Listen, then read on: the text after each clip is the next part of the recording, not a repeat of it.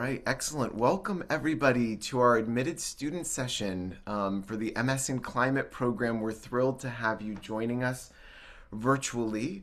What we really love to do while we're waiting for additional admitted students to log into the Zoom, what we really like to do is see where everybody is joining us from. So if you could use the Q&A box and specifically share with us, I actually want a couple data points. So if you could share with us your city and state, if you're based here in the United States, maybe your city and country, if you're abroad. I also want to know which advanced certificate you're most interested in. This could be some friendly competition, so we could see who has the largest number of or the most interest.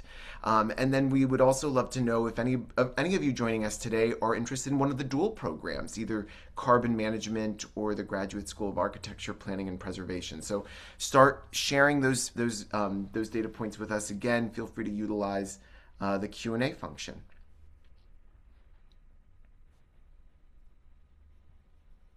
Don't be shy.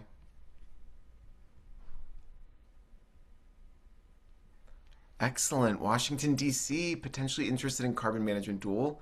Wonderful. Bangalore, India, climate analytics. Ding, ding, ding. It's going to be friendly competition on the advanced certificates. Keep them coming.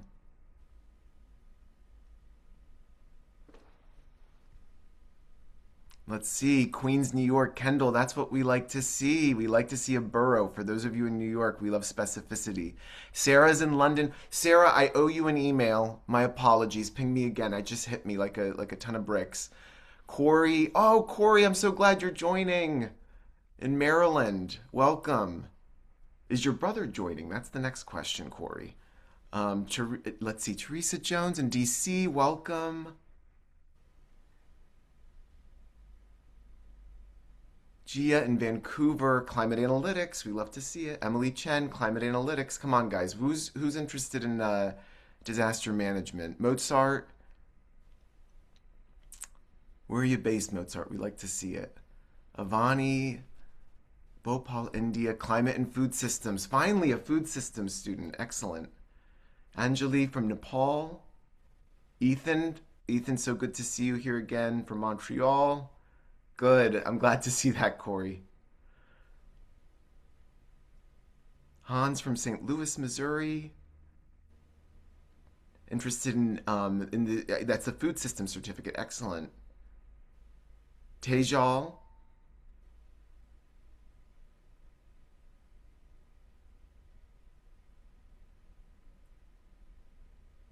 Excellent. Caven from also from Maryland, climate and disaster management.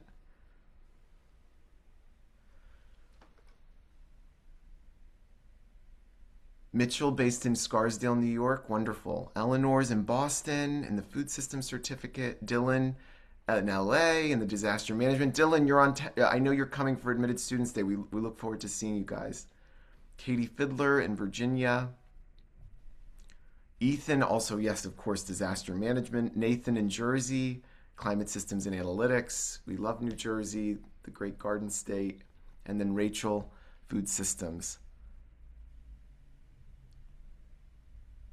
Okay, and then Anjali said, hey, who knows? It's a toss-up, food systems and disaster management. Well, thank you guys so much for sharing. Ahmed, I'm so glad you're joining us. Pakistan Climate Systems Analytics, and then we've got another member from DC, Climate Systems Analytics. Okay, well, welcome everybody again. We're so happy that you're joining us today. Today's going to be a treat. You're going to hear many voices across Columbia Climate School. So again, to just share a formal introduction, welcome everyone to the MS in Climate virtual admitted student session. For those of you joining us for the fall 2026 entry, again, we are thrilled you are here today and a huge congratulations on your acceptance. I want to just briefly touch on what we are going to be discussing today. We are going to perform kind of a broad introduction of Columbia Climate School.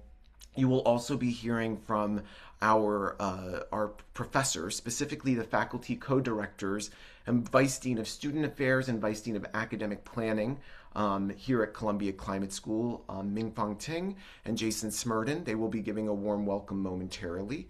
We will also then perform a deep dive in the MS in Climate, both the curriculum sequence, the advanced certificate opportunities, the dual degree opportunities, and then we'll transition to professional development pathways and conclude with financial aid, student life, and housing, and then of course an open Q&A.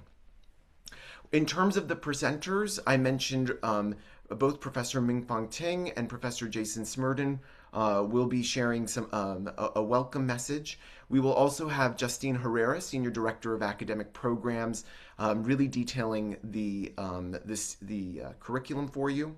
We will also have Husni Abdul Qadir, one of our financial aid officers, who's phenomenal over at the Student Financial Planning Office, sharing a little bit more about financial aid. And then Natalie Unwin-Coronary, our Assistant Dean of Academic Affairs, will touch on the practicum in the summer between your first and second year, along with the capstone experiences, kind of that transforming concepts into practice and that applied learning. We also will have Mindy Levinson and Gerald Contiago joining us, critical members of the Columbia Climate School administrative community as they lead our career management team and efforts. And then concluding the session will be Madison Malthaner and Esther Namalundo. Madison is an MS in Climate student and in fact one of our Dean Scholars. If you haven't already gotten a chance to check it out, I really encourage you to look at our State of the Planet article. We recently did a feature on all 8 of our inaugural cohort's Dean Scholars, and Esther Namalundo is a current MS in Climate Finance student who also serves as an admissions intern. You might be wondering, what's Esther doing on the MS Climate session call? We thought it would be nice to also have a current admissions intern share a little bit more about her perspective and experiences in the program. So without further ado now, I would like to formally introduce both Professor Mingfang Ting and Professor Jason Smerdon. In terms of just a bit of formal introductions, Mingfang Ting is Vice Dean for Student Affairs at Columbia Climate School and Professor of Climate, along with serving as co-director of the 2-year MS in Climate program. As a climate scientist, Dr. Ting's research covers a wide array of topics related to climate variability and change. These include the study of weather and climate extremes in a warming world, Asian monsoon systems, Arctic sea ice variability and changes, decadal and multi-decadal climate modes, hydroclimate variability, and the impacts of climate change on agriculture and human health. In 2021, she was named one of the world's top climate scientists by Reuters, recognized for the quality and impact of her scholarly publications in climate change science. And all of you will get to know Professor Mingfang Ting very well, as Dean Ting is a Climate Core faculty member and teaches dynamics of climate variability and change. We also have joining us today Dr. Jason Smerdon. Jason Smerdon is Vice Dean for Academic Planning as a professor and a professor of climate, of course, at Columbia Climate School. He also serves as co-director of our MS in Climate program and teaches courses on climate, environmental change, and sustainable development. Professor Smerdon's research focuses on climate variability and change during the past several millennia and how past climates can help us understand future climate change. He publishes widely in the scientific literature on paleoclimate reconstruction techniques and dynamics of past climate change and variability, and on assessing climate model simulations of the past and future using paleoclimatic information. Professor Smerdon is also a Climate Core faculty member. All of you will get a chance to engage with Professor Smerdon through the Climate Core, and specifically, he teaches our quantitative methods for climate applications course. So without further ado, let me allow Professor Mingfang Ting and Professor Smerdon to share a welcome message. Maybe we'll begin with Professor Ting. Yeah, thanks, Alfred. Hello, everyone. I'm really excited to have this opportunity to offer my really sincere and personal congratulations to all of you on your acceptance to the MS in Climate program at the Columbia Climate School. And as you know, this is a relatively new program. This is our second year of cohort you will be coming in to be. And today you'll also meet our first cohort, two of the representatives from the first cohort last year, Madison and Esther. And yeah, they can speak more about the program to you. But I wanted to tell you a little bit from my perspective. I'm one of the members on the admissions committee. So I read many of your applications, and I wanted to tell you that, I'm so impressed, deeply impressed by all the your academic and professional accomplishments, and your strong commitment to also, so many of you have expressed in making a positive impact in the world that we are, the climate change problem that we're facing today in the world. I know you have other options, and I like to take a moment to maybe share with you a few of the things that I think our programs are very, very unique and special. So hopefully you will be, joining us in the fall. So our program takes, I think one of the most unique aspect I would say is our program really takes a truly interdisciplinary approach to the climate change problem. We bring together, perspectives from both natural science as well as social sciences students, and all of you. Some of you are more in the natural science, but some of you are in the social sciences, and so is the teaching side of it. Not only the students, but the faculty as well. We have a very well-rounded kind of understand, provide the students with a well-rounded understanding of this complex problem of climate change from both the social and natural science perspective. So, for example, in addition to the courses that Alfred mentioned, I teach this science foundation of climate change, climate variability and climate change, which is my, research area. Alfred has to read through a long list of things that I do. But I'll teach quite a lot of that in the class, and Jason obviously teaches the quantitative methods class. But we also have faculty who are experts in various other fields like law and policy, climate justice, history of climate, climate mitigation, climate adaptation, teaching all of these aspects to in our core courses to the students. So you'll be learning not only the natural climate science, but also a lot of it is a variety of perspectives. And the other aspect about the MS program that is really, really special is this advanced certificate. I know you all told us, what certificate you're planning on doing when you get here. And I see a lot in analytics, the food systems, as well as disaster management. So those advanced certificates allow you to specialize the specific areas of climate action, basically the kind of things we have to deal with, right? They help you build practical in-demand skills and tools that will be really valuable as you move forward to your careers after you graduate from the program. So I don't think I need to tell you too much about the importance of this topic, since you're all here and you understand.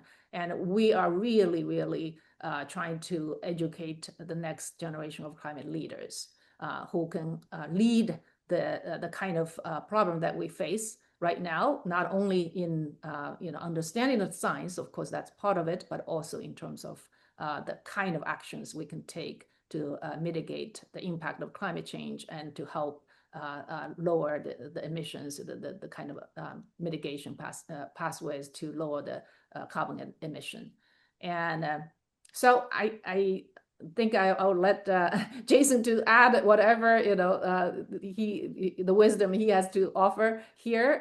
But I wanted to again welcome you all to this event, but also hopefully I get to meet you in the mid-student event in person, as well as welcoming you to the fall class of MS in Climate here at the Climate School. Thank you. Mingfang, that was great and so thorough. What have you left for me? I guess I'll play the color commentator in this exchange. I first want to echo Mingfang's congratulations and excitement about the prospects of having you all join us here at Columbia. We have read all your applications, been incredibly impressed by the preparation that you all have, the interest that you've all expressed, and the prospect of having you come join us here at the Climate School is something that we're incredibly excited about. I just want to add a couple things to what Mingfang spoke about. The first is just building on that excitement. We're building something really cool here. And I think it would be fantastic to have you all join us and bring your energy and passion to what is being built at the Climate School. As Mingfang mentioned, this is a new degree. We are in the first year offering of the MSc. And there's two pieces of context for that. One is that it is new and there's a tremendous amount of excitement and sense of opportunity about what students are experiencing here, what they're learning, and what they're going to go on and do with the training that they receive.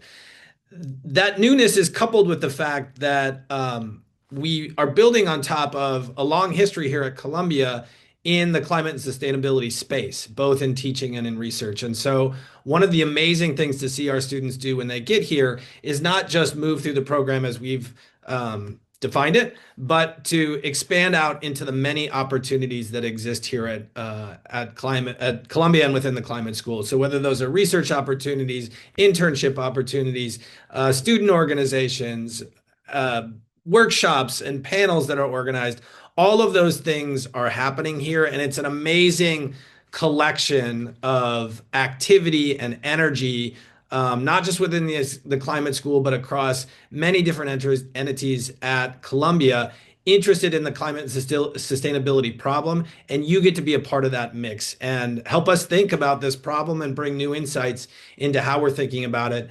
By being a student here, and that's it's hard to explain it unless you're here. But I think maybe when you hear from the students and what their experiences have been later in this presentation, you'll get a sense of what it's like to be here as a student and tapping into all of that activity. And it's a tremendous amount and something that is incredibly exciting to see unfold, and specifically and very exciting to see our students who come in really tap into that and build new things with it.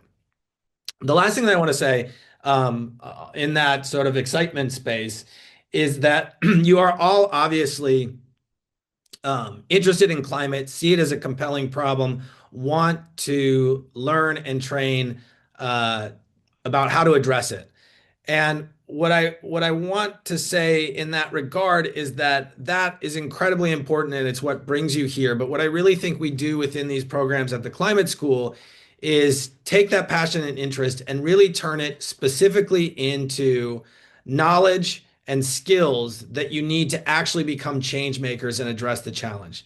And so what really I think is happening here and what's exciting to see is it's not just about describing the problem. We all are aware of it. We all understand that it's out there, but there's a lot of solution-oriented work that is being done here. We really orient a lot of our teaching and learning here at the Climate School within the solution space. And you should really be thinking about this training and the opportunity as giving you the skills and the knowledge that you need to turn this calling that you have and that you've addressed by deciding to be an applicant to our school, and really turning that into action and something that allows you to become change makers in the world. And so that's the real prospect I think that we offer here and what we hope you'll join us in doing. And we really look forward to seeing all of you here in the fall as new students in our program. Excellent. Thank you so much, Professor Jason Smerdon and Professor Mingfang Ting. We're going to go ahead now and progress and share a little bit more, although I will say both Professor Smerdon and Ting kind of went over a little bit about the introduction of the Climate School as well. So I'll make sure to be relatively brief. But our ethos here at Columbia Climate School is that the world requires knowledgeable leaders to work with businesses, communities, governments, and civil society to address climate change. Columbia Climate School's graduate degree programs and other learning opportunities provide an interdisciplinary knowledge base for climate leaders with diverse interests and backgrounds. And that truly is our ethos, is really the idea of this interdisciplinary learning environment. As we know, climate touches everything. And in order to address the challenges with climate change, to explore the opportunities that come with it, we need to build a learning community, both of faculty and students, from a broad array of academic and professional backgrounds. And that's exactly what Columbia Climate School does. I also want to just briefly highlight the visuals on this slide. I'm sure many of you have heard me share this before, but frequently we engage with prospective students or current students, and they'll say, where is Columbia Climate School at the university? And we actually have a very unique footprint within Columbia. So the lower left corner is Morningside Heights. That's the classic campus at 116th and Broadway that you think of when you're thinking of Columbia University. Columbia Climate School, many of our classes, both core courses and the majority of our electives, are hosted on the main Morningside Heights campus. We also have Hogan Hall, which is one of our main administrative hubs. Our leadership within the climate school sits there. Professor Jason Smerdon's office is there. Dean Alexis Abramson has an office based at Hogan Hall, again, 114th and Broadway. We have a student lounge there. So that's in the lower left corner.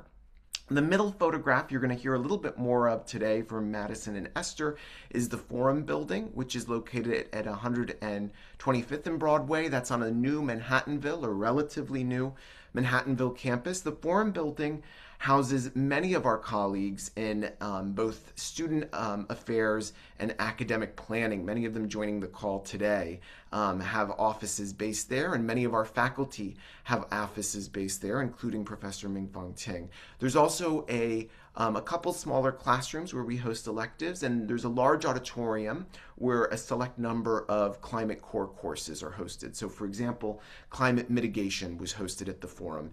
And for all of you joining today, if you are coming, which I sincerely hope you are, coming to our Admitted Student Day on March 13th, that is where the Admitted Student Day is going to be occurring, in the Forum Building in the middle photograph.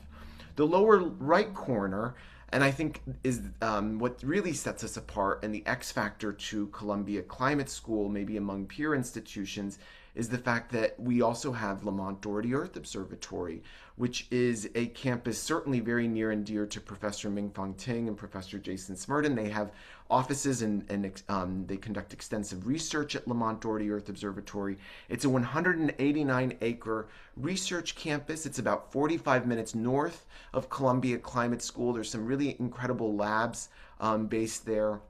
It's right there on the Hudson River. You can see in the visual. No classes are hosted at Lamont, but frequently, many Fridays, they will host colloquiums where faculty and outside researchers come and present the research. And we've had a number of students that perform graduate research assistantships at Lamont. And for those of you that are, again, sorry, I keep plugging it, coming to our Admitted Student Day on Friday, I hope we're going to send a follow-up email to determine who wants to take the shuttle bus ride up to Lamont. I hope you guys can make it up there with us. We're going to visit several labs and actually go see one of the colloquiums. I now want to touch a little bit on our student profile within the MS in Climate Finance program specifically. So within the MS in Climate Finance program, approximately 44% of our students are international. We had 27 countries of citizenship represented and 18 states among domestic students. The average age in the MS in Climate program is 26 years old. And to give a little bit more detail on the inaugural cohort, about 53% entered directly from undergrad and 47% entered with full-time work experience. It actually was a very diverse professional audience that joined us, those that did come with professional work experience. It ranged from students working at Ernst & Young and the Environmental Protection Agency to students working at Morgan Stanley, the United Nations, The New England Aquarium, that was actually, I'm familiar with one of our admissions interns there. And then we also had students at the United States Department of Agriculture. So it's a very diverse kind of professional landscape, so to speak, of students that come in with that work experience. And then in terms of, oh, there it is. Okay, so now let me transition over to Justine Herrera, our Senior Director of Academic Programs, who will share a little bit more detail about the MS in Climate specifically. Hi, thank you, Alfred. And hello, everyone. Good evening, good morning, wherever you are in the world today. I am Justine Herrera, the Senior Director of Academic Programs here at the Climate School. And it's really wonderful to see so many folks who have logged in to hear from us as administrators, also faculty, and from students. So I will give a very quick overview of the degree program that you're coming into. I know many of this is going to be redundant since, you obviously know a little bit more, a little about the programs that you have been admitted to. So the MS in Climate is our 2-year degree program. It's a 50 credit professional degree that gives students from diverse backgrounds in-depth training in specific areas of climate expertise and prepares them to be climate leaders and change makers at the community, state, national, and international levels. Next slide, please. Yes, thank you. So this is the next few slides you'll see, you'll actually get to see some of the an overview of what your curriculum and the timeline for your courses are going to be.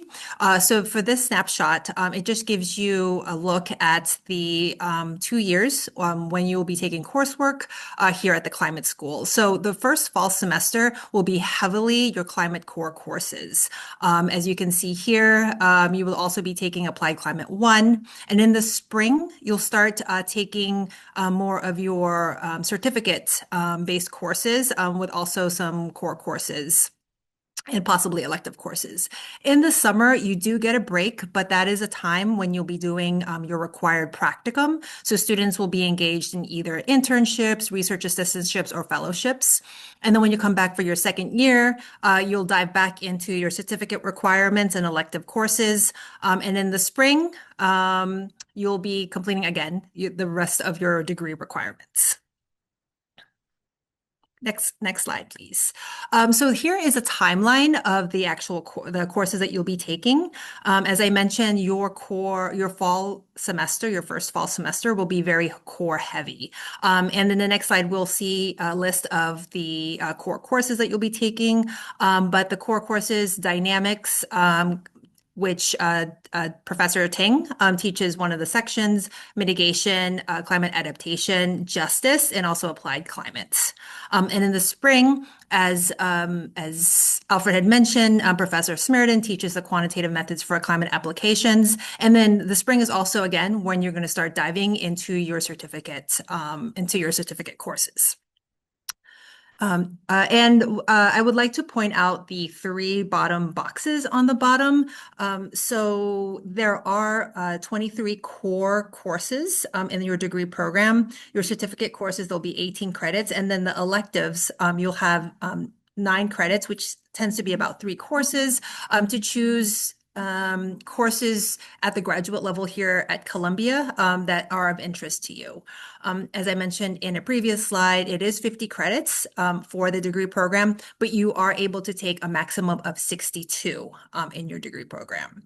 And every semester, every fall, spring semesters, you will be registered for a resident unit. If you decide to come here, which we hope to see you in the fall, we'll talk a little bit more about the residence units, but that allows you to take between the 12 and 18 courses each semester. And also each semester, we just want to make sure that all of our students are successfully progressing in their degree program. So we do some academic checks at the end of the semester, and we do require that for a student in good standing, they have an overall GPA of a 3.0 and a 3.0 GPA in their core courses. Next slide, please. So this is just a list of the climate core courses that you'll be taking, as I mentioned earlier. One of the things that I did not touch upon is the capstone. So the capstone is going to be taken in your final spring semester, and the capstone is a requirement for all MSc students, and where you will be working on a client-based project in small groups. And actually, this semester for our MA students, they'll be choosing their capstones they have in the summer, but you will be doing this as an MSc student in the last spring semester. So next slide. Quantitative selectives. So this is very unique to our MSc program. So all of our MSc students are required to take a quantitative selective, and this is the list of the 4 that we're offering currently. And I will point out that the advanced quantitative methods for climate is a requirement for the analytics certificate. So the quantitative selective that the analytics students will have to take would be either a GIS, machine learning, or spatial analysis of food security. Next slide. So the advanced certificate options. And it was really great to hear folks mentioning the 3 different certificates that we have. And I just wanted to point out, just because you selected an interest on your application does not mean you're locked into that certificate. You will have until close to the end of the fall semester to declare your certificate. And before that time, you'll get to meet the faculty leads who are leading their certificate, and also talking to faculty, some of your mentors, about which certificate is the best fit for you. So again, please keep in mind, you are not locked into a certificate just because you chose an application. You will have a chance to declare it in the fall semester. Next slide. So the next following slides, we're going to just show you a very quick snapshot of what the certificates look like. And I will just point out that each certificate, there are 12 credits required courses, 3 credits for the quantitative selective courses, and also 6 credits of certificate selective courses. So for the climate system analytics, these are the options that you have for the required, not options, but your required courses, and also your certificate selective courses and your quantitative selective courses. Next slide is the disaster management. Again, it's the same formula, but the required courses, the quantitative selective, and the selective courses. And then the last slide, climate and food systems. Okay, next slide, please.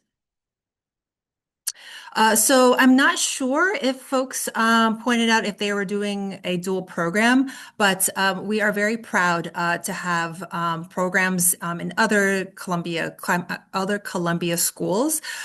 We have one dual program with an MS in Architecture and Urban Design with the Graduate School of Architecture, Planning, and Preservation here at Columbia. We love acronyms, so we call it a GSAP. And we also have a dual program, MS in Carbon Management, with SEAS, which is the School of Engineering.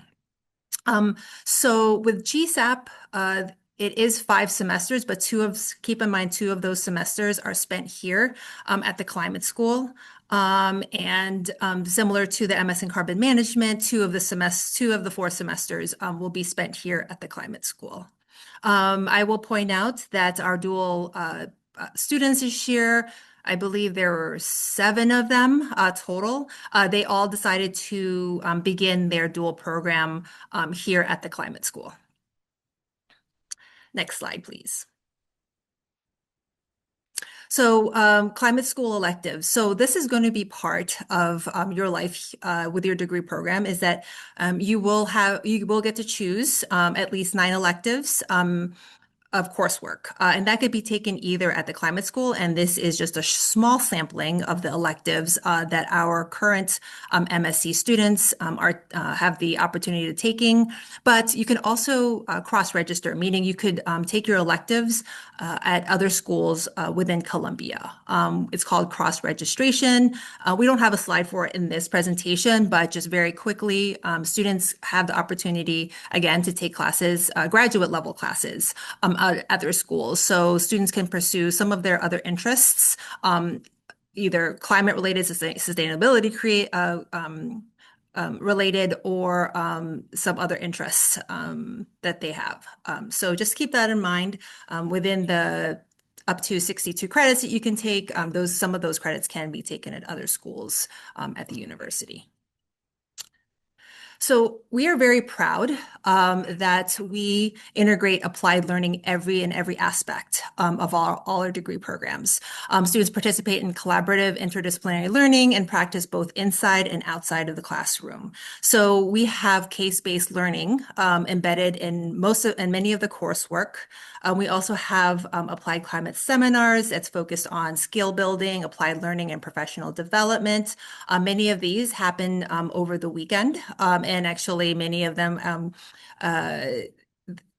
the spots go very quickly. And there's also the summer practicum that we mentioned that's required for the MSc degree, and also the capstone, which is a real world project that you will be working with other MSc students on in your last spring semester.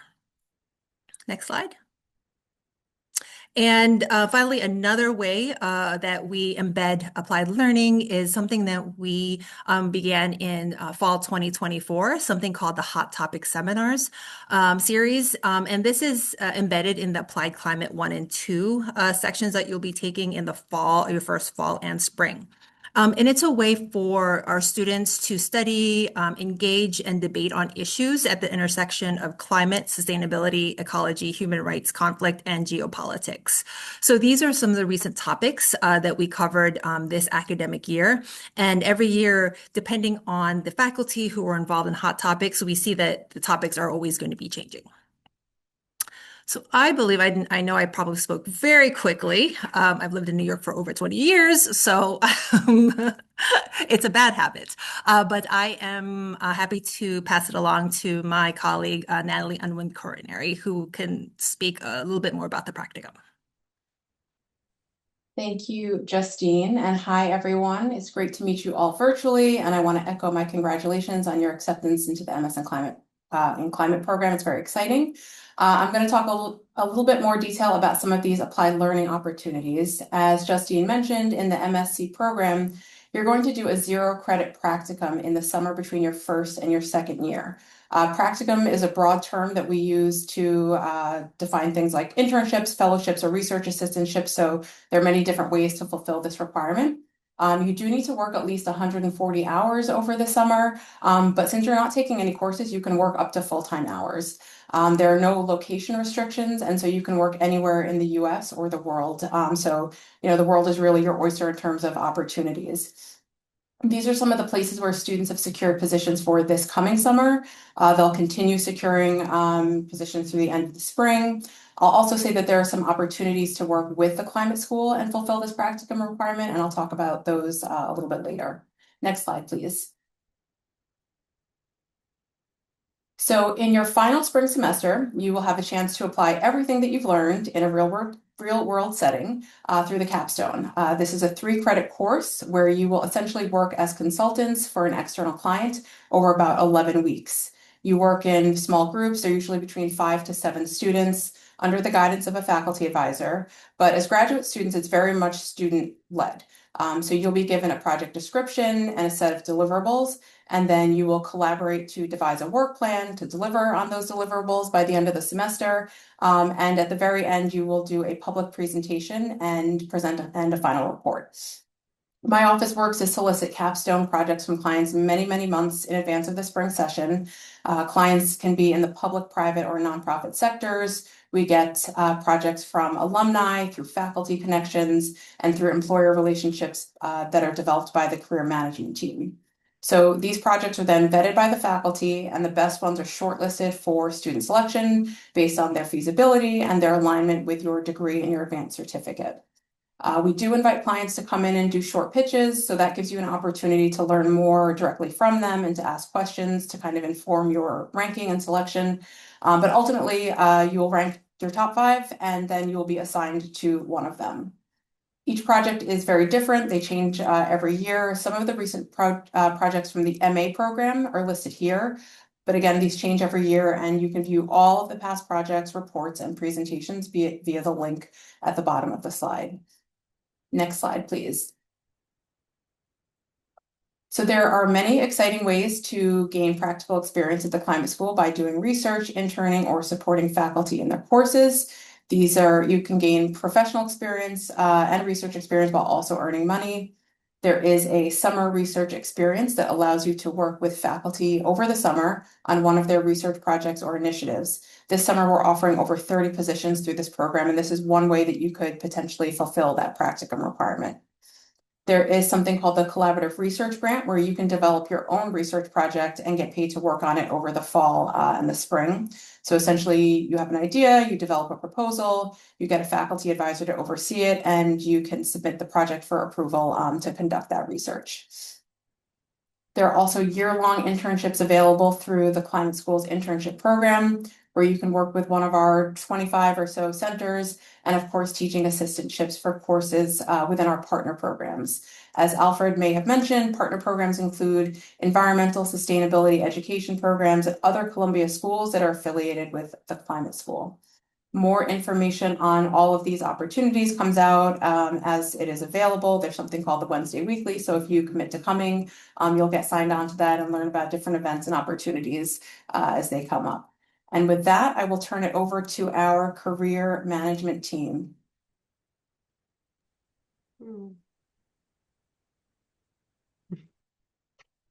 Okay, for some reason my camera's not going on. Wait a second. Oh, there we go. All right. Hi, everybody. Good morning, good afternoon, good evening from wherever you're joining us. I am truly excited to be here to meet all of you today, and echoing all of my colleagues' congratulations on being admitted to the MS in Climate program.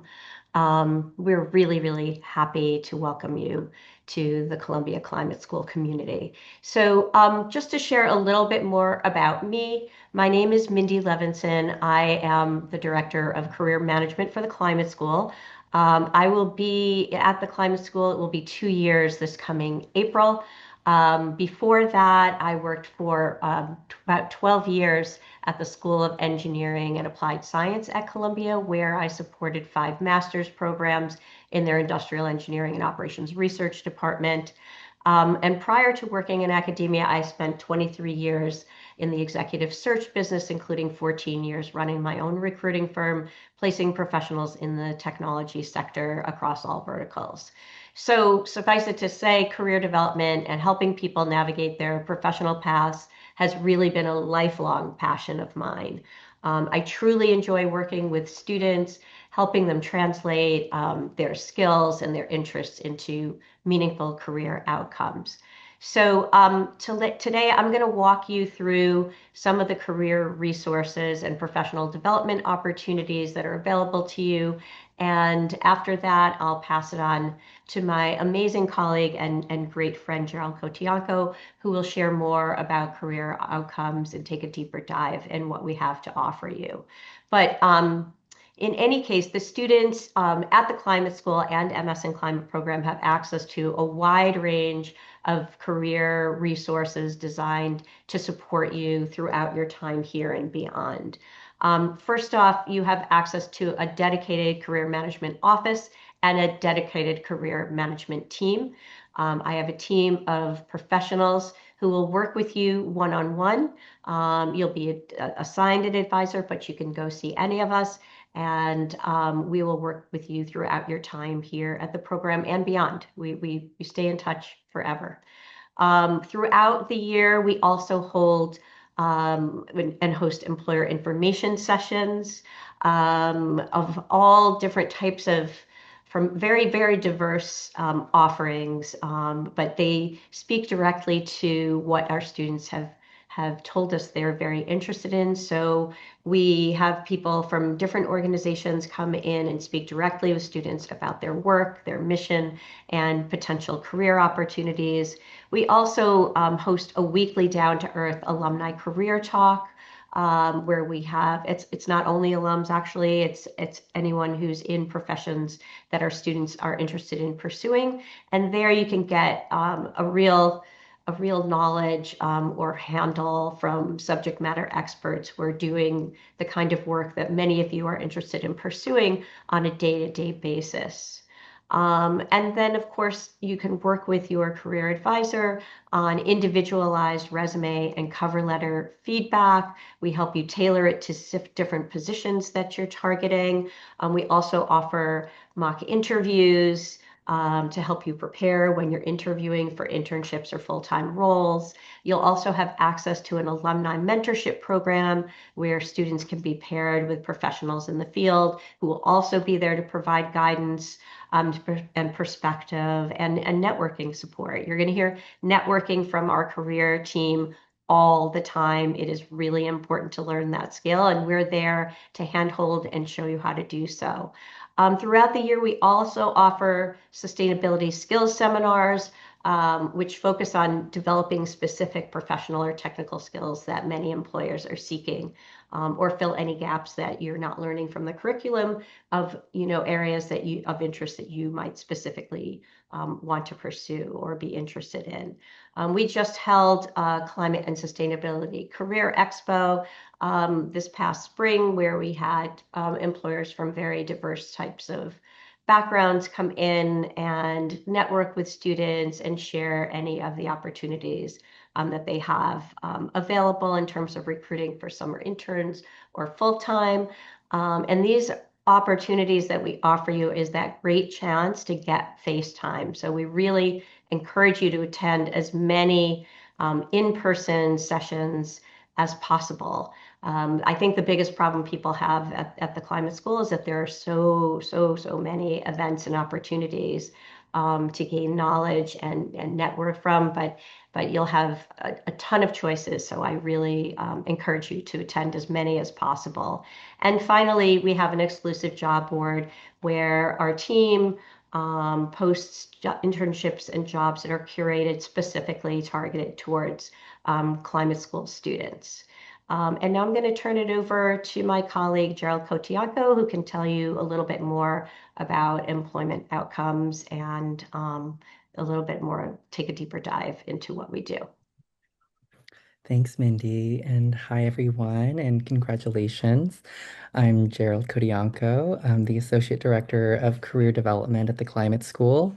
And I joined the Climate School when it launched in 2021 and had the chance to work with some of the earliest cohorts of climate students as they navigated their job searches. And across Columbia more broadly, I've spent about 9 years supporting master's students as they think about careers, like figuring out what kind of roles exist, how to position themselves, and connect with people and organizations doing the work that they care about. So our role here is really focused on helping you translate your education into opportunities in addressing climate change. Here with this outcome slide, because the MS in climate is a brand new program, we don't yet have employment data for it, but we can share outcomes from our MA in Climate Society, which has been running for many years and gives you a sense of where students interested in climate careers end up. So here we have data 6 months after graduation. 88% of graduates are employed or continuing their education, and that figure comes from a 79% knowledge rate.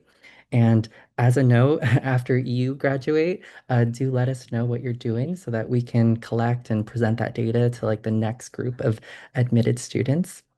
So of those working, 86% secured roles in the United States. And most graduates end up in major like climate and policy hubs like New York and California, but we see some people also working in like other places like DC and Beijing. We can move to the next slide, please. So this slide shows you the sectors where graduates go. The biggest share for this recent class was working in nonprofit or the NGO space, but I will note, like in previous years, they've kind of been balanced between nonprofit and the private sector. So about 31% in this previous class entered the private sector, which can include consulting firms, climate tech companies, financial institutions, sustainability roles within like larger organizations. and 17% are working in the public sector. So that's at all levels of government agencies, so like city, state, or federal levels. And then a smaller group went into research roles or are continuing their academic study. And one thing that's important to emphasize is that climate jobs or climate, it's not one field, it's not one industry. And climate work exists across policy, finance, science, business, infrastructure, communications, so many fields. So our students end up across that spectrum. The next slide will illustrate that further. So this is a slide of just a few examples of where alumni are working. So you'll see organizations like the World Bank, Nature Conservancy, McKinsey, city and state, government roles, climate-focused media and research orgs, and like the titles vary widely as well. So like policy analysts, sustainability consultants, climate risk modelers, environmental scientists. So again, reflecting how interdisciplinary climate work really is. Next slide, please. And this is a slide, these are examples of the most recent graduates and the kind of roles that they've taken on. So again, you'll see positions in climate finance, renewable energy development, policy and research, international orgs like the UN, and again, local government and economic development. And so what I like about this slide is that it shows there isn't a single pathway. Students are really building careers across a wide range of sectors. Next slide, please. And lastly, just wanted to emphasize again what we do here on the career team. In terms of how we support you along the way, the core of our work is individualized career coaching. We meet with students one-on-one to talk through things like clarifying career interests, translating your experiences, helping you write and craft and tailor your resumes and cover letters, interview prep, networking strategies. We also help students practice interviews, negotiate offers, navigate just the job search, the ups and downs of a job search. And one thing we emphasize, though, is that career development is a partnership. You are the person in the driver's seat, exploring opportunities, reaching out to people, building relationships, and our role is to support that process.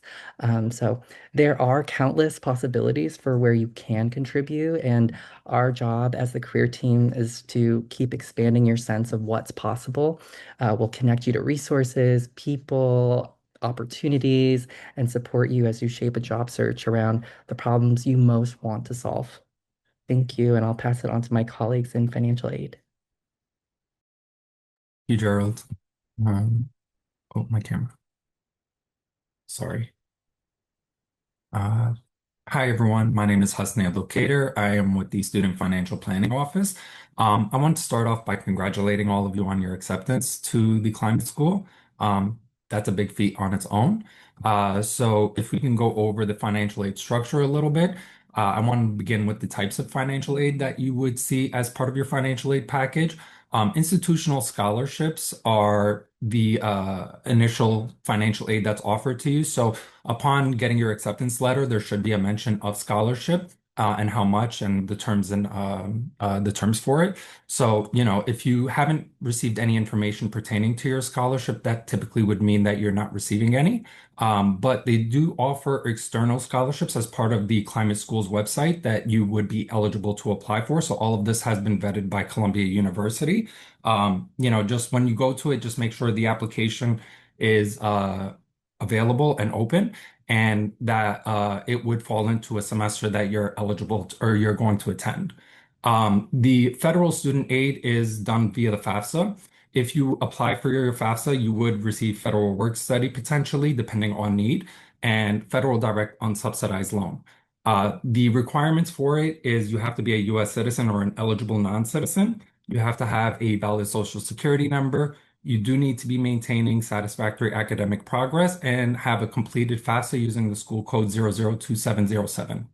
Private loans are an option that is available to students. We're going to go in on that a little bit later. But for now, on the bottom left-hand corner, you're going to see a hyperlink for the current tuition and fee structure. So we're going to dive into that as well. If we can go to the next slide. Thank you. So the financial aid cost of attendance is generally what determines your budget and how much financial aid you can receive. And that's usually constructed in two ways: the direct costs, which include tuition and fees, as well as health insurance. So that's going to be what you see on your bill directly. And then there's the indirect costs, which you will most likely not see on your bill unless you are like dorming with Columbia University. And those include living expenses and books and supplies. Transportation is included as part of the living expenses portion. And then again, generally these costs are the same for all students in a program, and this is what creates the budget, which determines your amount of financial aid you can receive. Even though every student gets the same amount, your individual experiences and expenses may vary. If it's more than what Columbia is offering, then please let us know. We have processes to review that. You can go to the next slide. Thank you. So this is a breakdown of the cost of attendance for the upcoming academic year. Just please note that this is a estimate. It's not like conclusive as of yet. So the final figures will be issued as of June. For now, this would be the breakdown per semester. So you see the tuition fees and health insurance per semester, as well as for the overall academic year. This doesn't include the ISSO fee, which is for international students. So if you are an international student, please include the ISSO fee once it is released. And that would be, with that included, that would be your overall direct costs. If we can go to the next slide, please. Thank you. And this would be the indirect cost portion of your budget. So the way that this would typically work is, in order to access the indirect portion of your budget, your bill has to be fully covered. So if you're going to use financial aid to fully cover your bill, you want to ensure that your financial aid fully covers the bill, and then anything above the direct expenses portion of it, that would generate a refund that would help you cover these costs. So this is the breakdown per semester. Essentially, the 13,309 and the 16,334, these are the caps that you can currently borrow if you were to maximize the financial aid that you were taking. So for the entire academic year, you would get a total of $29,643. Remember that this is an estimate, so the numbers may change slightly by the time June comes around. If you can go to the next one, please. Thank you. So the types of financial aid that you can expect, there is the direct unsubsidized loan. The benefit is that there is no credit component to it. So when you apply for it, they're not going to check your credit or anything like that. As long as you have a FAFSA and you meet all the federal requirements, you should be eligible for it. It is capped at $20,500 per academic year. So you would get that split between the fall and the spring semester.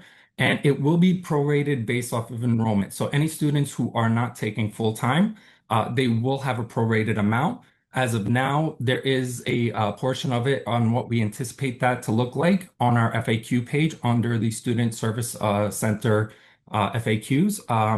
So I'll include that in the link at the end of it. But that right now is just an estimate of what we anticipate it to look like.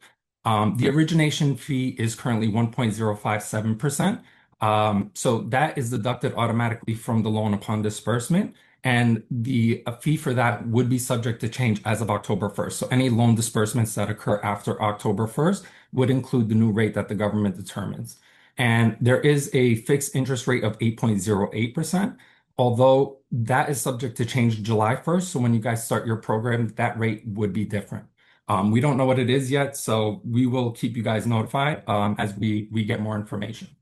And then private loans. The interest rate may be fixed or variable and may be tied to a repayment plan. So this is something that you would have to discuss with the loan servicers directly. We really wouldn't have any information on that, but most loan servicers have a tier rate structure, which means that, the better your credit is, the better the rates you would potentially receive.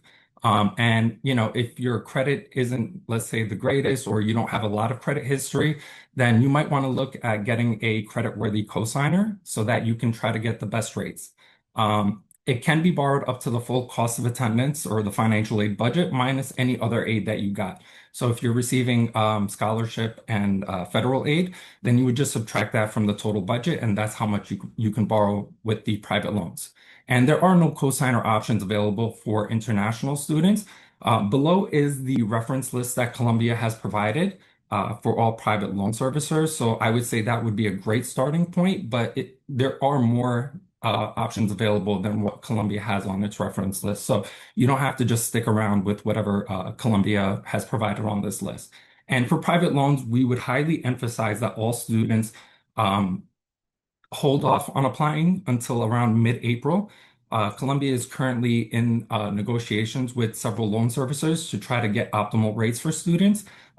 So please hold off until those rates are updated, which should occur around mid-April. And if you have any questions or concerns about that, feel free to reach out to us. We're more than happy to answer any questions.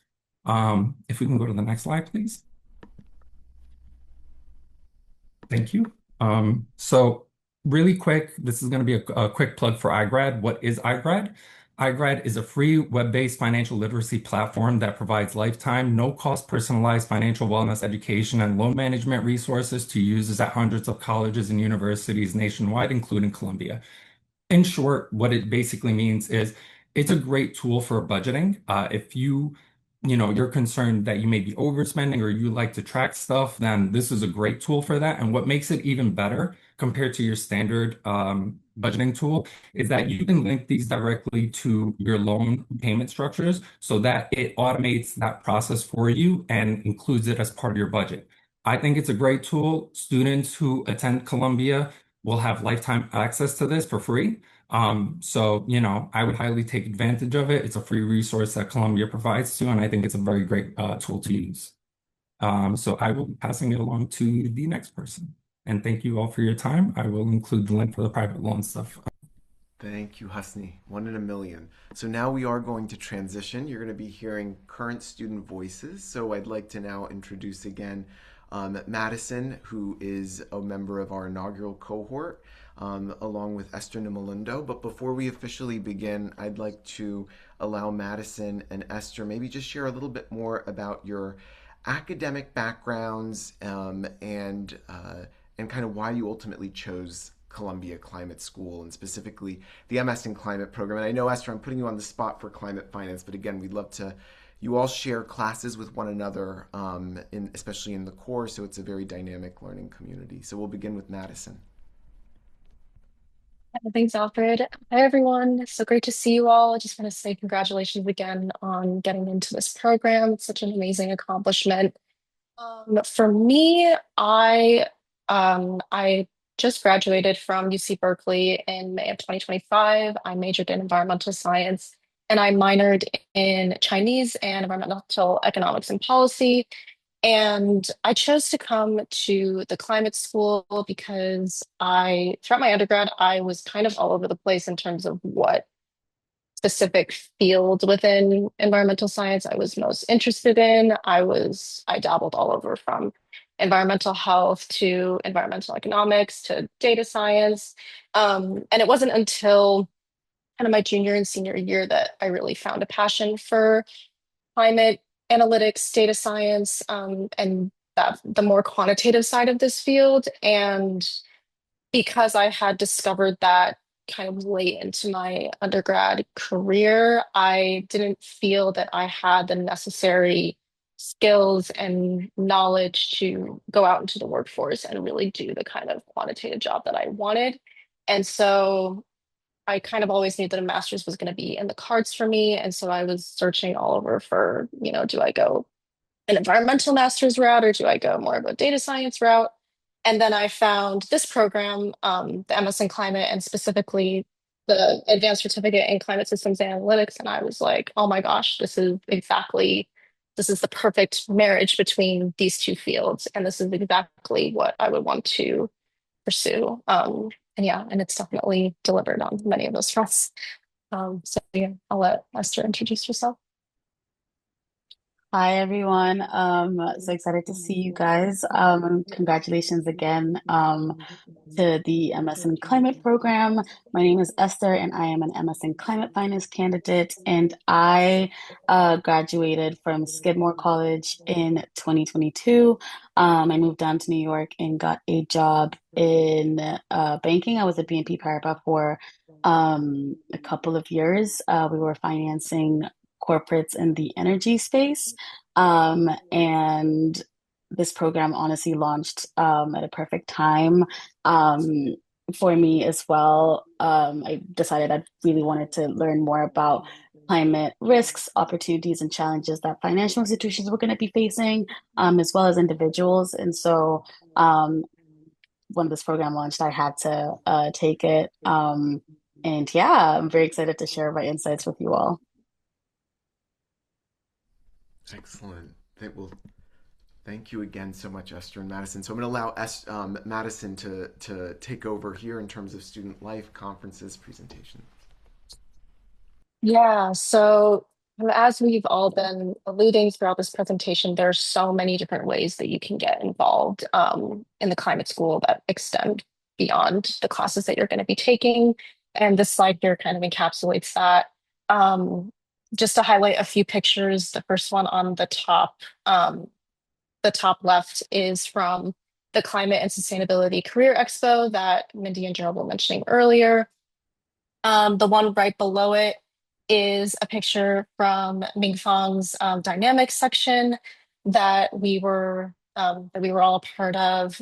The one right below that, and the one in the middle, third picture to the middle, are student-led posters from our final project for climate justice, which is one of the core courses that you'll be taking. Um, the one below that is also a picture of just various ways that we all get together as a cohort through picnics and through other social events. Yeah, there's so many different ways to get involved. Esther, if you want to add anything to that. No, I mean, I really just touch on, I think the picture at the bottom on the lawn. It's sunny and warm here today. And there are a lot of opportunities for students to mingle inside and outside of the classroom. Um, yeah, like I mentioned, sunbathing on the lawn is quite popular. It's actually what I have planned for the rest of my afternoon with the climate finance cohort after this call. A fun little study break as well as yeah, studying together. I really would just emphasize the bonding inside and outside of the classroom.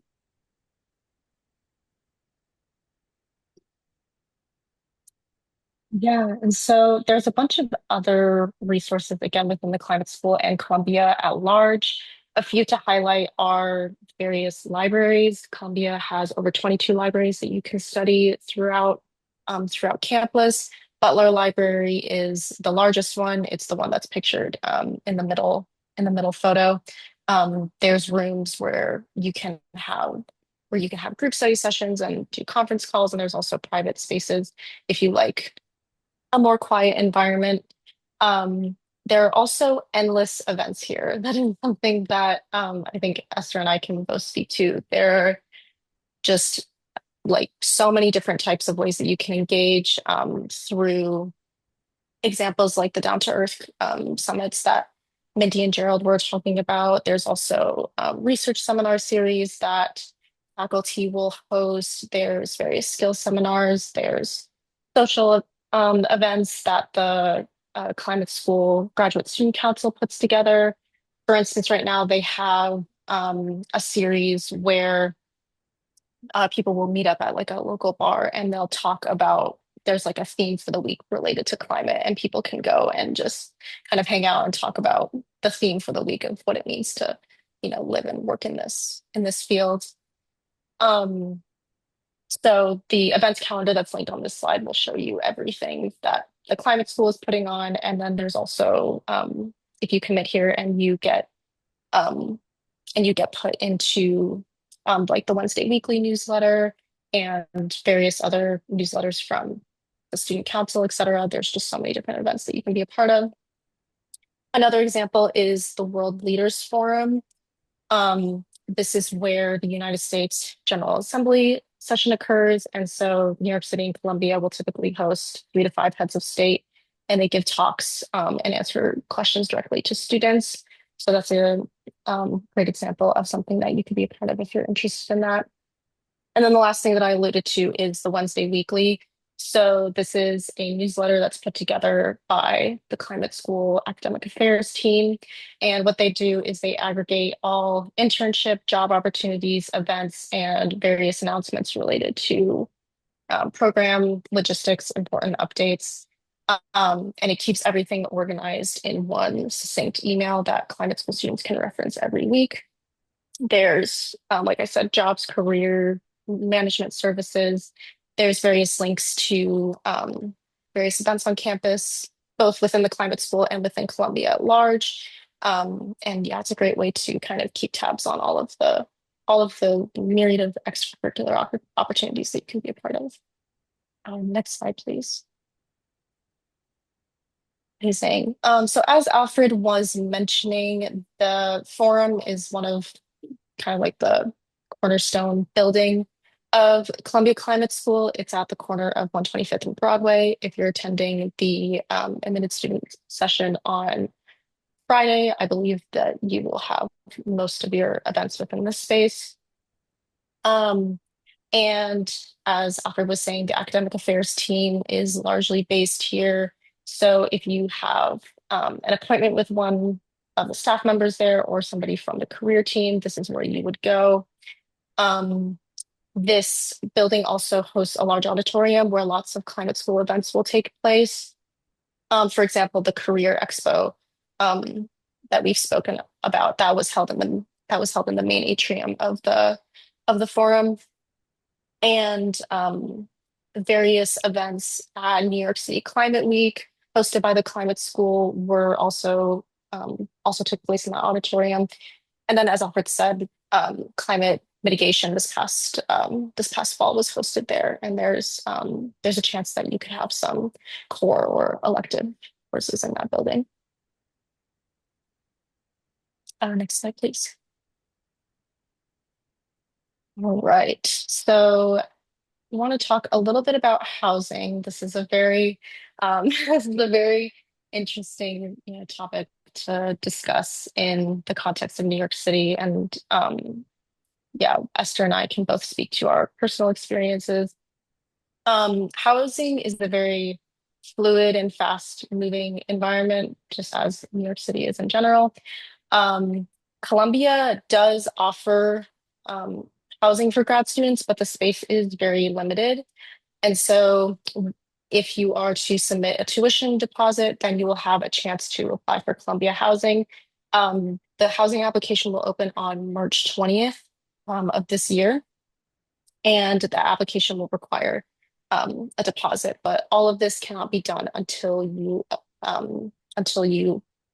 deposit your official acceptance into the program. But because housing is very limited, there are plenty of other off-campus resources that you can look at.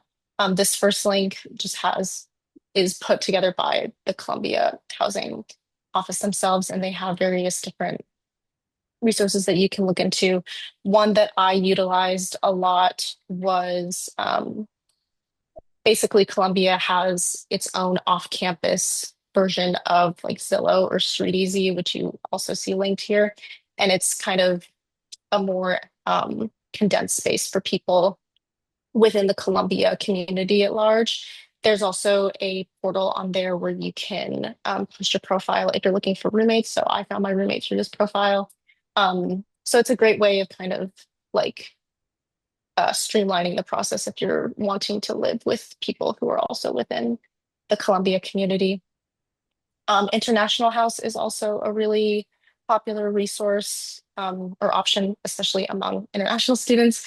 But domestic students can also live there as well. There is an application process for it. I personally don't know too much about it, but I do know that lots of climate school students have utilized that as an option.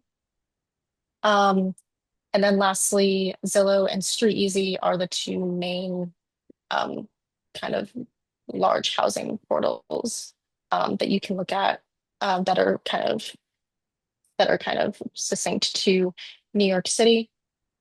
And there's also various Facebook groups and WhatsApp groups that will be specific to the Columbia community. Yeah, no, And just Esther, to if you want add, anything to add, yeah. yeah, no, I also did find my roommates through Columbia's off-campus housing marketplace. They have it's called the off-campus housing marketplace, and you can find information about housing options available off-campus, as Madison has been saying. You have the option to get connected to roommates. You can find subleases. You can also list subleases. You can have tips and information for essentially how to navigate the New York City living landscape, because it is quite big and difficult to do if you're not familiar with the area. And so myself and my lovely roommates got connected on here. We're all at Columbia in different facets of the university, which is great. And yeah, we all get along. And so it's been an easy way to vet people. And I also wanted to focus on and touch on Columbia Roommate Finder, which is another facet. There's essentially a number of different ways to find different roommates and housing options, as Madison had been saying. But yeah, I just wanted to highlight that. And just to add one last thing, whether you go through the Columbia, the official Columbia housing channels, or if you go through external channels, there are definitely ways to help with roommate matching. So on the actual application, you'll be able to put information like your daily schedule, whether you prefer guests, your cleanliness level, etc. And then on the roommate board, you can also put like a little profile of yourself saying this is the kind of lifestyle that you prefer. You can put your social media, your messaging and email, whatever communication you like, and that's also a great way to get matched with people. Awesome. All right. Well, thank you so much, Esther and Madison. You guys stay on board though, because there's some really great questions coming in the Q&A that I'd love to answer live, just about navigating courses and workload and everything like that. So stay tuned. We're almost there. I'm just gonna conclude with a couple important program dates. So first and foremost, the most important is Accepted Students Day. So be sure to come on Friday, March 13th. It's a great opportunity to meet all the administrators that you're hearing today over Zoom. Will be in attendance. We'll have program breakout sessions. I mentioned that trip up to Lamont Doherty Earth Observatory. So definitely be sure, if you're able to, attend that event. And in fact, my colleague Kayla Vogel can go ahead and paste in the chat specifically our admitted student day calendar, so that way you can check that out. I'll also just briefly run through other important dates coming down the pipeline. Around mid-July is when course registration begins. So once you accept your offer of admission, which would either be March 31st or April 15th, you would go ahead and register for courses around mid-July. The last week of August is always when orientation occurs. Justine Herrera, our senior director of academic programs, who you heard from earlier, is our leader in terms of orientation week, along with other colleagues like Julia Goldsamt will be doing a great deal of work for Orientation Week. It is a multi-day event, but it's extremely robust, and it will be occurring in the Forum. Again, that's the last week of August. Then the first day of class will be September 8th for the fall. December 23rd will be the last day for the fall semester. January 19th would be the beginning of the spring semester. Last day for spring semester would be May 14th. And then for the commencement, which actually would not be occurring for the MS in Climate students, that would be for the Climate Finance and the MA Climate Society students, would be May 19th. So what we're going to go ahead and do is, just to again wrap things up, I want to emphasize, if you have any outstanding questions around admissions, please contact myself, Damaris Diaz, or Kayla Vogel at admissions@climate.columbia.edu. If you had any questions about kind of the academics of the program, you're welcome to email academicaffairs@climate.columbia.edu. Husni Abdulkader and Marian Concilio are our colleagues in Student Financial Services, and they can be reached out at sfp@columbia.edu. And then Natalie Unwin-Curineri, Mindy Levinson, and Gerald Contiago, if you have questions relating to careers and general questions surrounding the career management team and resources, they can be reached at career@columbia.edu. So I'm going to go ahead and stop sharing the screen, and we want to now officially go into the Q&A, which I made sure to note live responding. If I could begin, just because it caught my eye, Mitchell asked some great questions, and maybe specifically Madison, if I could ask you this one. How often do the core courses meet? And, in Mitchell's case, he's used to taking 4 classes per semester, and doesn't want to necessarily overload taking like 5 classes per semester. What's your typical course load, and how often do the courses meet? I think it depends on the semester, but I'd love to hear your take. Yeah, it definitely does depend on the semester. At least for me, last fall, I just took the core courses. So I just did the 12 and a half credits that were minimally required. Each of the core courses meets once a week, with the exception of um, adaptation and justice. So adaptation meets once a week for an hour and 15 minutes, I believe, for lecture. And then there is a discussion section for another hour and 15, hour and a half. I could have that number wrong. Um, and then the same applies to justice. Um, Climate mitigation met once a week for 2.5 hours, and applied, as well as dynamics, and then applied met every week for 2 hours. So Yeah, let me and just see what Jason is saying. yeah, I Yeah, see it some of too. the Yeah, structures will it should change be. next year. Yeah, there's always what's great about the climate school. There's always evolution. There's always student feedback. There's also faculty feedback in terms of the best delivery models. So this is always anticipate evolutions and improvements, as we like to say too. Yeah. So But yeah, go for I it. was also similarly used to taking only 4 classes in undergrad, so having to take 6 was definitely a step up.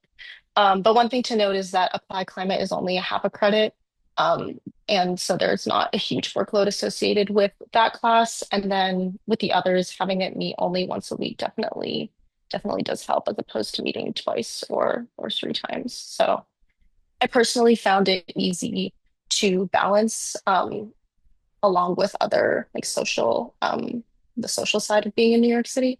But it's relative. That's great.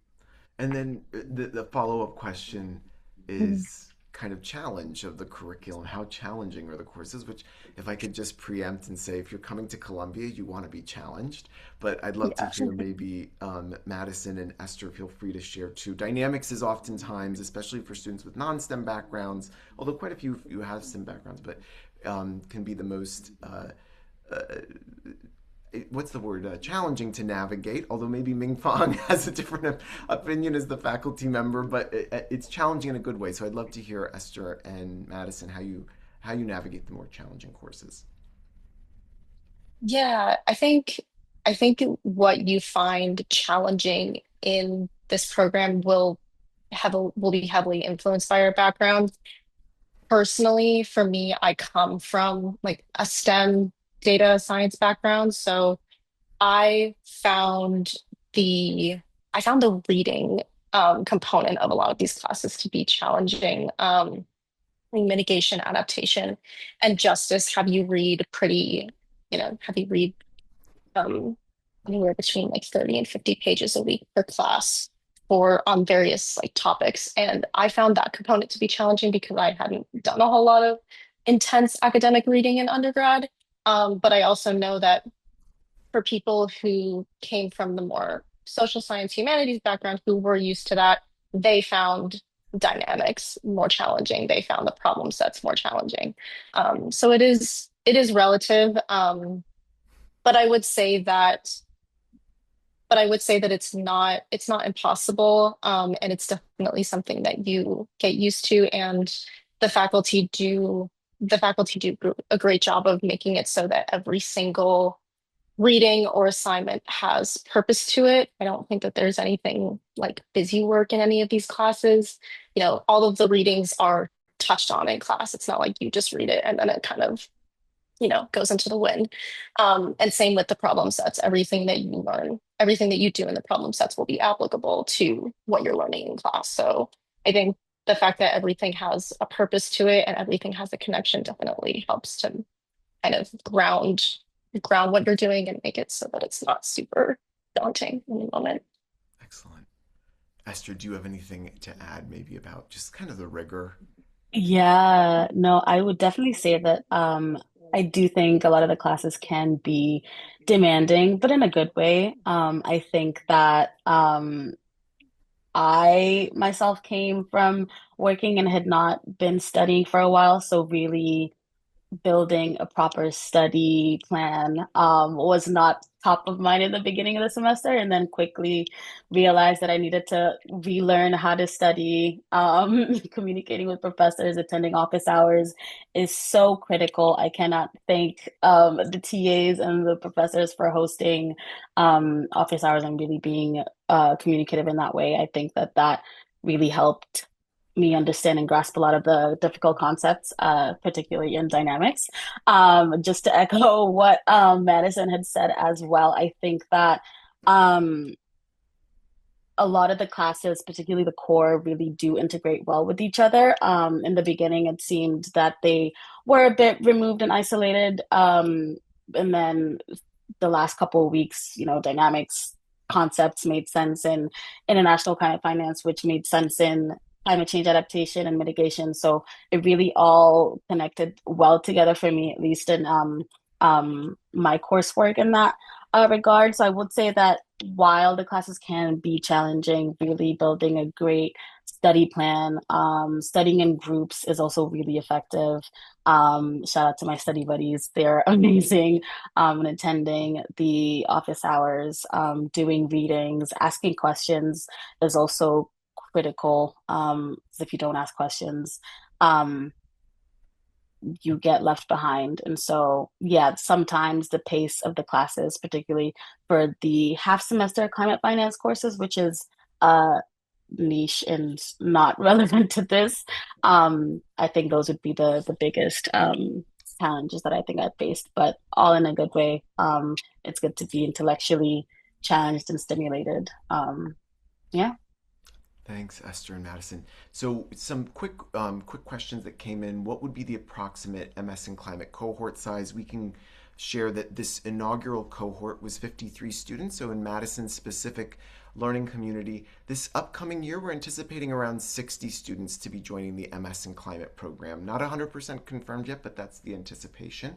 Another question that Murphy asked. Murphy, so happy to see that you're here. I know Jason's going to be happy to see you on the call.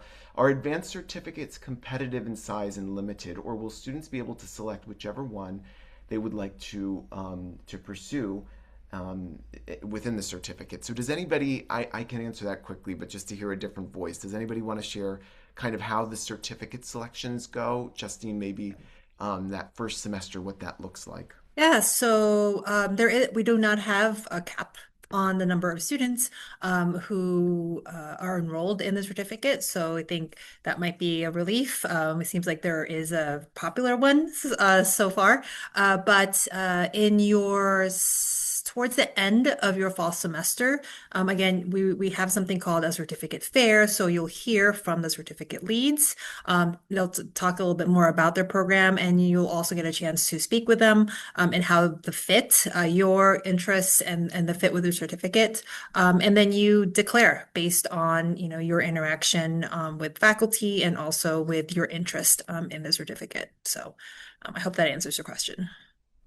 That's great, Justine. Another question that came in relates to the dual degrees, and obviously the dual degrees like carbon management and GSAP, they have a slightly different academic requirements. So specifically surrounding the practicum and/or capstones required for carbon management dual degrees specifically. Can you speak, or Natalie, forgive me, whoever would like to speak to the dual degree requirements as it relates to capstones and practicum? Absolutely. It depends on where you start your journey. Essentially, if you are ending your journey with the climate school, then you would do a capstone with us. And if you're ending your journey with C's, then you would do the capstone with them. If you start with the climate school, there would be the practicum requirement in between those 2 years, but if in the alternative, there would not. Excellent. Rachel asks, which is very typical of our MS climate students, can students do research with faculty at the climate school affiliated centers during the school year as well. So we talked about the practicum in the summer, but can students be engaged in research during the school year? I want to just note, as I'm going to pause, but I'm going to allow others to really lean in. But our students at the climate school, I've seen students do research at the Mailman School of Public Health. How that student did the research was they literally cold emailed a faculty member they were really interested in working with, and it just so happens the stars aligned. So, if you're interested in research, Columbia University could be a great fit, but let me allow our staff members, whoever wants to kind of take on the idea of doing research during the academic year. Yes, go for it, Justine. Sorry. I could take that on that. Yeah, so our students, as Natalie mentioned, we have some opportunities for students if they're interested in research to do a collaborative research grant. And students are also doing independent research. It is a academic credit, so the only thing is that students just have to find that faculty member. It could be a faculty member at the climate school or a faculty member at other Columbia schools. And there is a proposal to submit, and the proposal is vetted to make sure that it is a fit for your degree program. So that can happen during the fall and this spring semester. Although for the independent study, we do not allow students to do an independent study until at least their spring semester, not during the first fall semester, since it is very core heavy. And also the Wednesday Weekly, I think it may have been mentioned, there are opportunities that we don't necessarily, our school offers, but schools and centers at the university can also submit an opportunity for students for research assistantships or some sort of research support that they're looking for. Thanks, Justine. Another question that came in actually relates to housing. Will you have a greater chance of getting, so again, just to recap what Madison shared earlier before we answer this question, just to anchor everybody, housing applications opening March 20th. You cannot officially apply for housing, though, until you've submitted your admissions tuition deposit. The admissions tuition deposit is $2,500. That's not an additional fee. That goes directly towards your tuition for the fall 2026 semester. Once you submit the tuition deposit, it typically takes around 72 hours for your Columbia University uni to be generated. You need the Columbia University uni in order to apply for housing. So if you're interested in applying for housing, you should absolutely be submitting your tuition deposit in the coming days, if not today, just to make sure you have your uni ready for the March 20th housing application to open.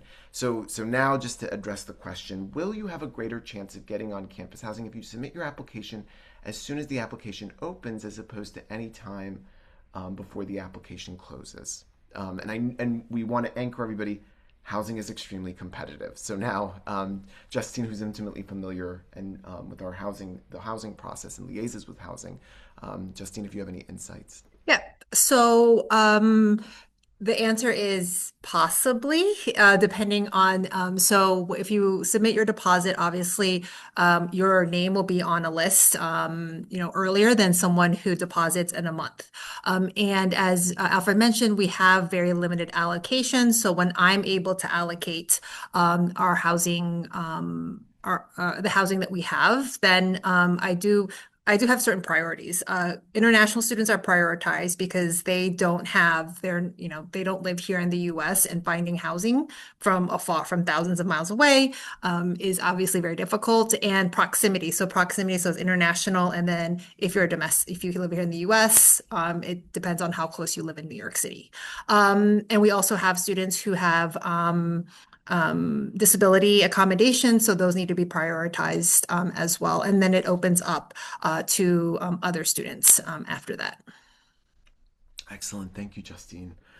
Another question asked by Julia is how the Climate School collectively is handling political events that have been happening. Do students feel supported?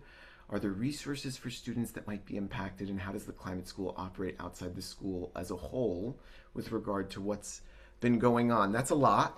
So one thing I want to note is there's many ways of interpreting this. One thing to really just stress, Julia, is yes, I think the entire world right now has been experiencing a significant evolution in terms of what has been taking place. Columbia University has certainly been navigating challenges. I think they've been navigating it very well. The climate space has been navigating an evolution, but I think what's really important to stress is oftentimes, Columbia University is located in New York City, and our local paper is the New York Times. So when something happens at Columbia, it immediately gets disseminated, and it becomes national news. Recent events, for example, as it relates to international students, our international students are extremely, extremely important to our learning community. The International Student Scholars Office is an incredible team of professionals. If you are referring to local news events, I will say that the mayor of New York City, Zohran Mamdani, literally got on the phone with Trump to get that resolved as quickly as possible, and now everything is good for that student event that might have happened 2 weeks ago. If you're referring to, for example, the nature of student resources at Columbia Climate School specifically, this question came up quite a bit last year relating to funding and if funding has been impacted specifically for students. Columbia Climate School has been doubling down on our funding and specifically the merit scholarship funding for students. When I first started in 2022, around 30% of students admitted to Columbia Climate Schools received a merit scholarship. This last fall, 2025, over 60% of our students received merit scholarship funding, and we're planning on continuing to increase that ratio. It's something that our dean and of course our vice deans on the call, Mingfang, Ting, and Jason Smerdon, specifically want to see. So our funding is absolutely increasing year over year and has not been impacted by any political events as it relates to funding for merit scholarships. As it relates to the work in the climate space and maybe the evolutions that are taking place there, I hate to put people on the spot, but maybe if Jason could, Jason's always so eloquent when talking about the work going on at the climate space. You might be thinking, given the political events, that, oh, forgive me, is Jason on? Or I'm here. Oh, good, Jason. Yeah, go for it. No, because I feel like you're always so good about it, but meaning the work that's going on in the climate space still continues, and the idea of local and state governments and the private sector. Am I putting you on the spot? Forgive me, Jason. No, I'm happy. Yeah. I think, I guess I'm there in terms of engaging the different things that are going on. There's obviously a lot of things going on at the federal level, but it's not the only place where climate work is important. So there's obviously lots of state level and municipal level activities that are critical, and New York is one of the premier locations for thinking about this. Our New York city government as well as state government has really actively engaged sustainability planning and climate work specifically. And so being here and engaging those kinds of opportunities is something that you can enjoy as a student, and it's an important thing to learn about in terms of how things are happening in that space. I think you were also asking about funding, and I would just add in that space that Columbia has a huge research enterprise, specifically within the climate school and connected centers. There's a tremendous amount of work going on. It's certainly been a hit to have reduced federal funding in what we do, but we're also very diversified, and there are a lot of other sources of public and private funds that already support a lot of the work that we do, but also become new avenues of funding that we're funneling into what we're doing. And so that's a big part of the effort to supplement losses on the federal side with other sources of funding. And we're in a really good position to bring that money in and incorporate it into our operations here at Columbia. Thank you, Jason. Thank you. Thank you. Another question is pivoting back to academics, climate systems analytics certificate. So is that certificate very data science heavy? And will we be required to learn coding in depth? Should I pivot back to you, Jason? Sorry. Mingfang could answer this too, Oh, but Mingfang, yeah, sorry. as long as I'm unmuted, I'll do it. There is not an expectation of coding training coming into the program. Most of the classes assume general knowledge, but they're really designed to spin students up on the knowledge that they need to have to be successful in their classes. And programming is another area this is true. Everyone encounters programming in the quantitative methods course that I teach in the core curriculum. That's built on the R programming language, and we use the quantitative methods course as a chance to give you experience with programming. And I will say that, we don't require it as a skill coming in, but we think it's a skill that you should have in leaving. And so it's something that we definitely see as important for our students. And then within the advanced certificates, within the MSc, depending on the advanced certificate that you take, you will get varying levels of additional experience with programming. So, for instance, in the analytics certificate, in your second semester, you start learning Python, and a lot of the second year courses are all built on Python. So, you really build your Python skills specifically as you go through the program. You can build that in the other certificates as well. And there are other classes that also require things like GIS or teach you things like GIS and additional R programming that you get over the course of the program. Excellent. Thank you so much, Jason. Another question came in from Katie. This is a housing question. Not being from New York, do you know if it's more typical for students to pursue on or off campus housing, as well as which is generally more affordable? One thing to just stress, just for time purposes, Katie, the vast majority of students, Justine will attest to this, live in off-campus housing, and they live in off-campus housing not only in the Morningside Heights area, but we also have students that, of course, live in Harlem, Washington Heights, and even the outer boroughs, Brooklyn, Queens, the Bronx. The beauty of coming, Katie, to New York City is having the best public transportation in North America, I would argue. So you do not have to be relegated strictly to the neighborhoods around Columbia University, although it is nice when you're a full-time graduate student to be very close to campus. In terms of the affordability question, it depends on what you're looking for. Typically, in Morningside Heights, the Columbia housing is a little bit more affordable than if you were off campus in Morningside Heights, but you could still find a better deal off campus. And then, will there be another was about will there be a session with immigration officers soon, considering the world events, embassy closures? Excellent question. ISSO typically does host information sessions specifically for international students seeking their visa and the I-20 process. Usually it occurs later in the summer.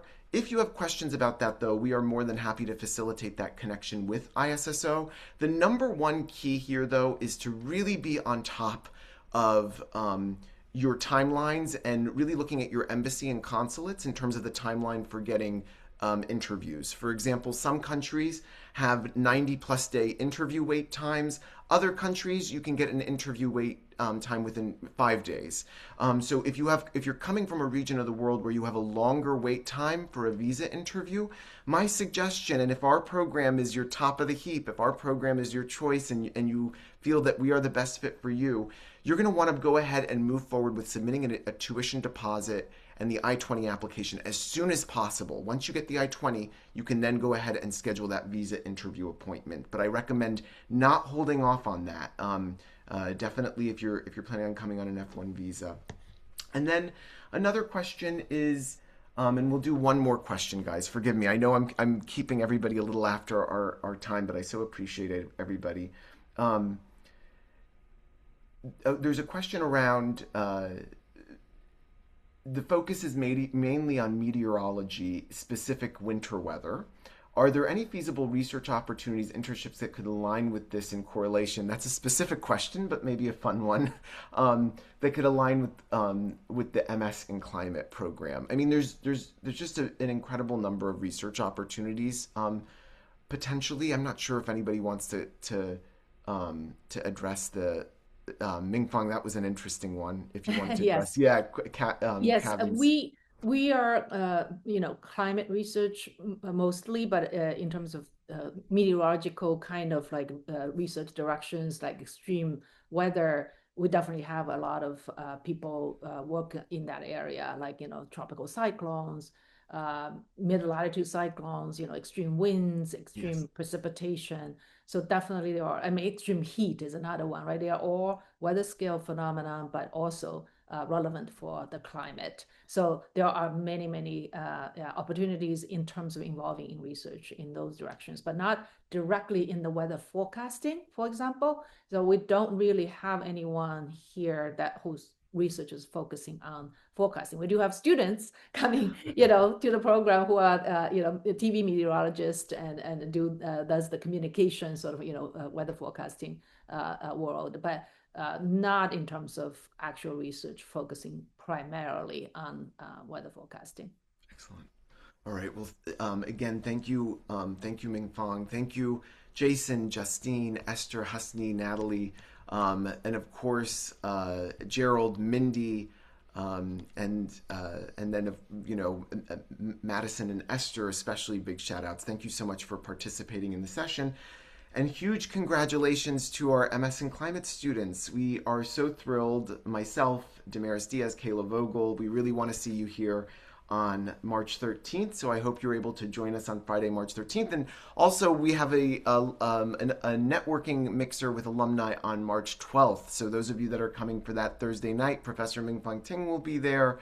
We definitely want to meet you and celebrate with you. So again, huge congratulations and take care, everybody. Feel free to reach out if you have any additional questions. Thank you so much.